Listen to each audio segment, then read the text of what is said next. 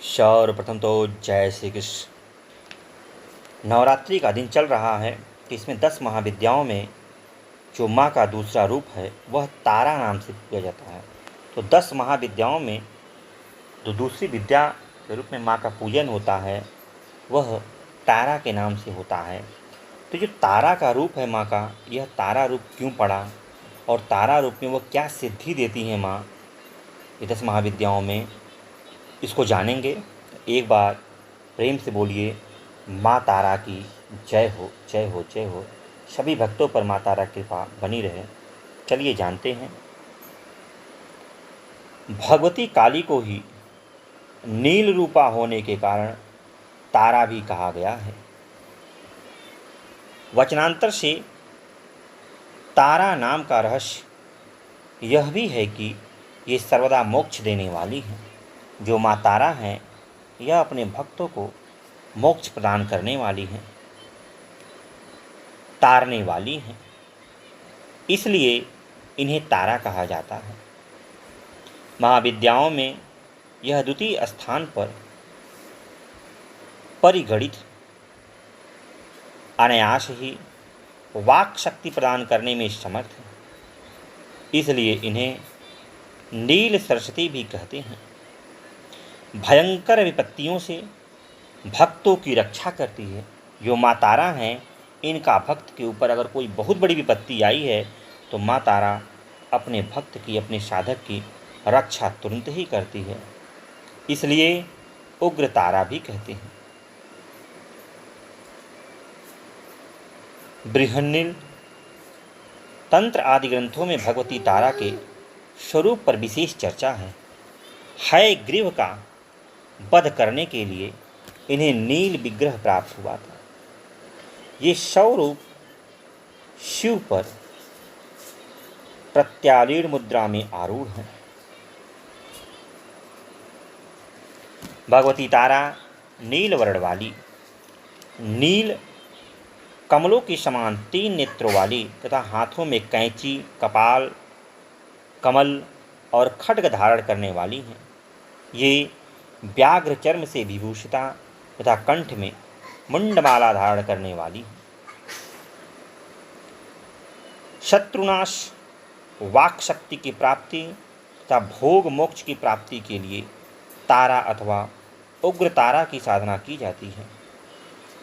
रात्रि देवी की स्वरूपा शक्ति तारा महाविद्याओं में अद्भुत प्रभावशाली और सिद्धि की अधिष्ठात्री देवी है। भगवती तारा के 3 रूप हैं। तारा, एक जटा और नील सरस्वती। तीनों रूपों के रहस्य हैं। कार्यकलाप तथा ध्यान परस्पर भिन्न हैं, किंतु भिन्न होते हुए सबकी शक्ति समान और एक है। भगवती तारा की उपासना मुख्य रूप से तंत्रोक्त पद्धति में होती है, मतलब तंत्रिका पद्धति में होती हैं, जिसे आगमोक्त पद्धति भी कहते हैं। इनकी उपासना से सामान्य व्यक्ति भी बृहस्पति के समान विद्यमान हो जाता है। भारत में सर्वप्रथम महर्षि वशिष्ठ ने तारा की आराधना की थी, इसलिए तारा को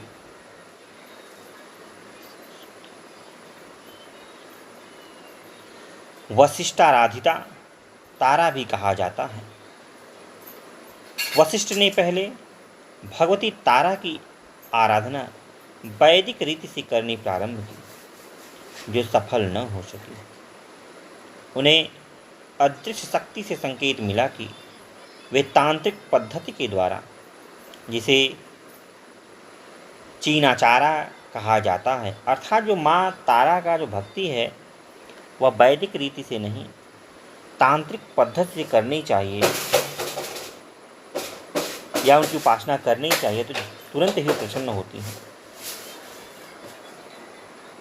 जब वशिष्ठ ने तांत्रिक पद्धति का आश्रय लिया तब उन्हें सिद्धि प्राप्त हुई। यह कथा आचार तंत्र में वशिष्ठ मुनि की आराधना उपाख्यान में वर्णित है। इससे यह सिद्ध होता है कि पहले चीन, तिब्बत, लद्दाख आदि में तारा की उपासना प्रचलित थी। तारा का प्रादुर्भाव मेरु पर्वत के पश्चिम भाग में चोलना नाम की नदी या चौलत सरोवर के तट पर हुआ था, जैसा कि स्वतंत्र में वर्णित है। महाकाल संहिता के काम खालखंड में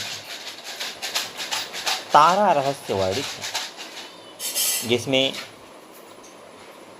तारा रात्रि में तारा की उपासना का विशेष महत्व है। चैत्र शुक्ल नवमी की रात्रि तारा रात्रि कहलाती है। देखिए, चैत्र शुक्ल नवमी की जो रात्रि होती है उसे हम तारा रात्रि कहते हैं। कहा जाता है बिहार के सहरसा जिले में प्रसिद्ध महिषी ग्राम में उग्र तारा का सिद्धपीठ विद्यमान है। वहाँ तारा, एक जटा तथा नील सरस्वती की 3 मूर्तियाँ एक साथ हैं। मध्य में बड़ी मूर्ति तथा दोनों तरफ छोटी मूर्तियाँ हैं। कहा जाता है कि महर्षि वशिष्ठ ने यहीं तारा की उपासना करके सिद्धि प्राप्त की थी। तंत्र शास्त्र के प्रसिद्ध ग्रंथ महाकाल संहिता के गुह्यकाली खंड में महाविद्याओं की उपासना का विस्तृत वर्णन है। उनके अनुसार तारा का रहस्य अत्यंत चमत्कारजनक है। जो माँ तारा हैं,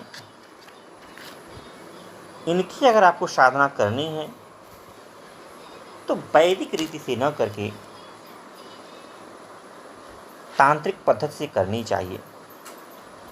तो माँ तारा की कृपा साधक पर तुरंत ही हो जाती है। यहाँ तक कहा गया है कि जो माँ तारा हैं, अगर इनके भक्त पर, इनके साधक पर किसी प्रकार का कोई संकट आ गया है, दुख आ गया है, तो जो माँ तारा हैं वह उसे तुरंत ही दूर कर देती हैं। इसलिए उन्हें उग्र तारा भी कहा जाता है। या अग्रेसिव आ जाती हैं। ये अपने भक्तों को एक तरह से देखा जाए तो अपने बच्चे की तरह मानती हैं। जैसे माँ जब होती है उसके बच्चे पर कोई भी संकट आए, माँ तुरंत लड़ जाती है। चाहे कितना बड़ा विपद उसके बच्चे पर आ जाए, वह उसको दूर करने की पूरी कोशिश करती है। उसी तरह माँ तारा है, अपने भक्त को कष्ट में नहीं देख सकती और उसको दूर करने के लिए यह तुरंत आ जाती है। इन्हीं के रूप हैं तारा, एक जटा, नील सरस्वती। कहा जाता है इनका साधना करना अलग अलग हो सकता है, मतलब अलग अलग रास्ते हो सकते हैं, लेकिन यह एक ही देवी हैं, एक ही शक्ति हैं। रास्ते अलग हैं लेकिन मंजिल एक से ऊपर काम है। देखिए, ये भी कहा है कि बिहार के सहरसा जिले में प्रसिद्ध महिषी कोई गांव है, वहाँ पर उग्र तारा का सिद्धपीठ है। और ऐसा भी माना जाता है कि वहीं पर इन 3 मूर्तियों, जो तारा है, एक जटा, नील सरस्वती हैं, जो वशिष्ठ मुनि हैं, वहीं पर अपनी साधना किए थे। जैसा कहा गया कि वशिष्ठ मुनि जो थे, पहले तो वैदिक रीति रिवाज से माँ तारा का पूजन करते हैं, लेकिन माँ तारा उसे प्रसन्न नहीं होती है। तब उन्हें संकेत मिलता है कि माँ का जो पूजन करना है उसे आप तांत्रिक पद्धति से कीजिए। तांत्रिक पद्धति से कहते हैं तो माँ प्रसन्न हो जाती है, उनकी सिद्धि प्राप्त जाती है। तो एक बार पुनः बोलते हैं, माँ तारा की जय हो। सभी भक्तजनों पर माँ तारा की कृपा बरसती रहे। तो चलिए, आज के लिए इतना ही। फिर किसी दिन मिलते हैं अन्य वीडियो में। तब तक के लिए जय श्री कृष्ण, जय श्री कृष्ण।